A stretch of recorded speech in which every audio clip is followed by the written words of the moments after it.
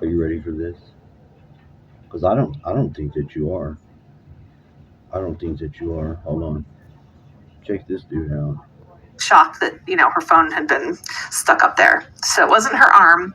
It was a selfie stick. He'd been there for 1 year, and he was sneaking down into their house and using their facilities, showers, taking personal effects, all kinds of stuff. She ran outside. She called the police. The police came. He had started to try to gather some things, change his clothes, and leave when she was outside waiting for the police, but they got there and were able to catch him. So this is the photo that the police took.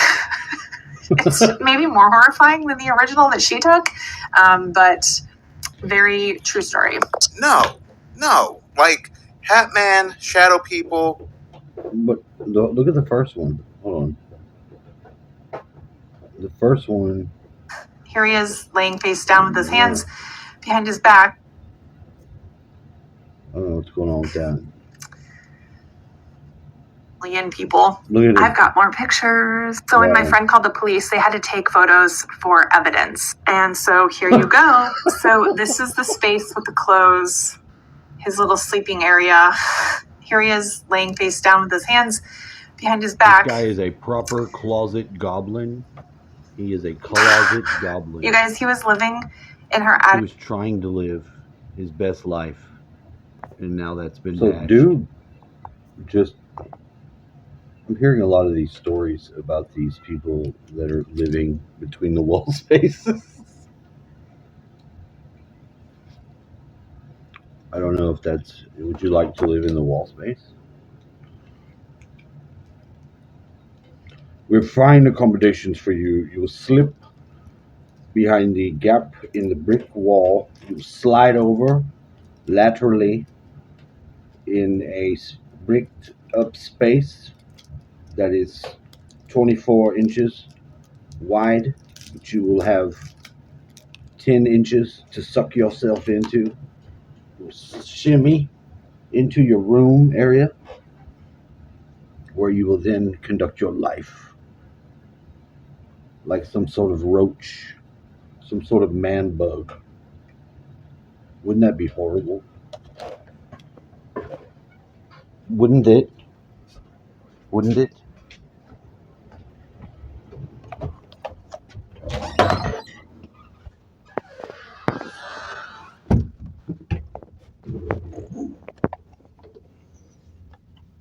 I don't.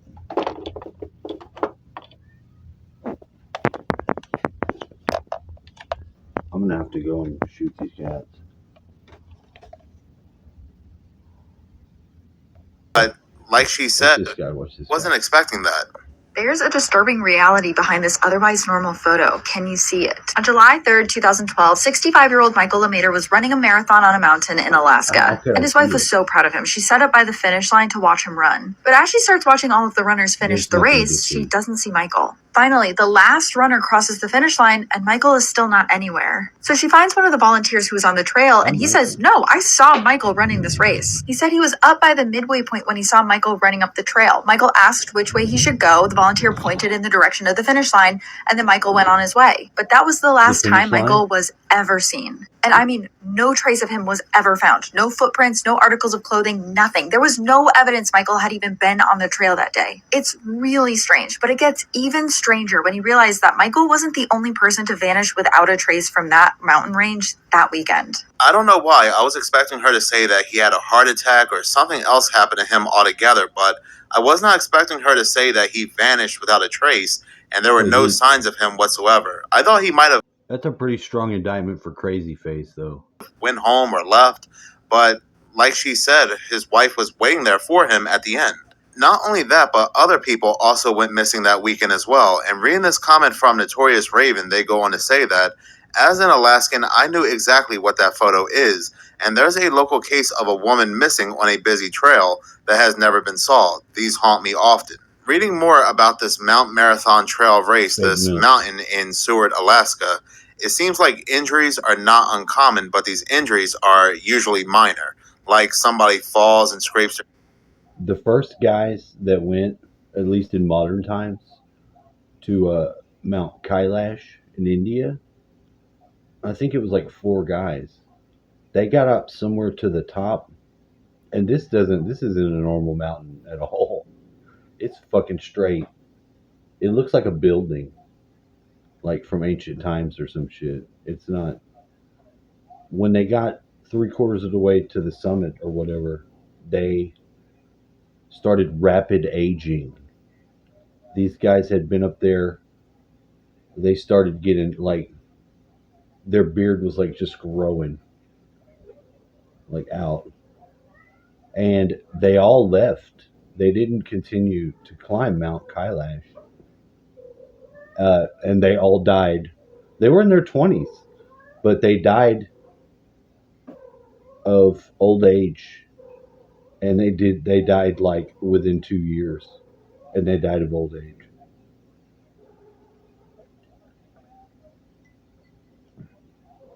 So they went from being 20-year-olds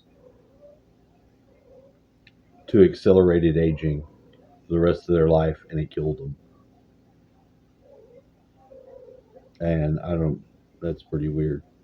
Knee or falls and trips on a rock or something like that. Like nobody fell off this mountain and lost their life. But for whatever reason, that weekend, multiple people vanished without a trace. And still to this day, Michael LeMaitre still has not been found.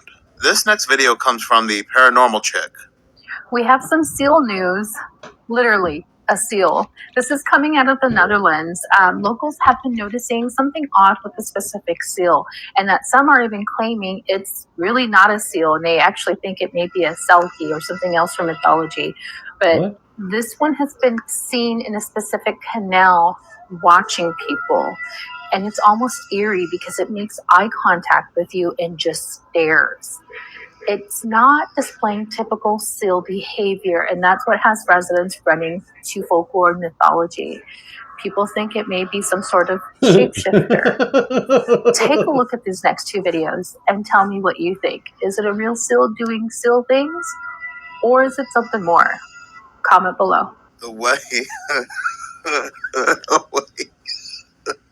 the way it just stood there and watched the camera as if it knew it was being recorded, I just gasped. I don't care if that's normal seal behavior or not. If that was me, I would immediately delete that video footage, go over to that water, and profusely apologize. Because that's the type of stuff you hear about in creepypastas. One of those creepypastas where you're recording an animal, the animal knows you're recording it, it's watching you, and then 3 a.m. as you're trying to sleep, you wake up, and it's standing over your bed watching you. No, I'm good. This next creepy video comes from the Interstellar discussion on TikTok, and it shows a drone being fired upon in Russia having absolutely no effect on this drone. But this also kind of reminds me of something. So Russia was blessed over Moscow with a spinning drone or UFO type object that seems to be being engaged by the military. Being engaged. And the rounds seem to be not really having much effect on what this. Yeah, not the new ones. Not the new ones. Plus, they're shape-shifting plasma, and you can't do shit to them. You get your yard done by Ace.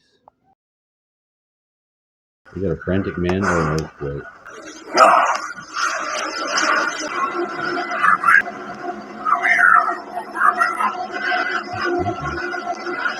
Look, there I am right there. You see that? No. Now, I truly don't know how he would pull something like this off if this was a hoax, but my thing is, I would not be working alone inside this store of this size by myself. That would be my first day and my last day working at a place like that. That is really eerie. When did the North Pole go from being this or this to this? Yeah, so when did it go from being 4 rivers, 4 big giant islands, and a big magnetic rock at the middle to this? And then this one is, what was his name? Cornelius Joe, and this was in 1593. So all 3 of them depict the North Pole as being 4 islands, okay, with the magnetic rock, black rock, Rufus Nigra at the center, okay, and this one's just covered up, but it was the same.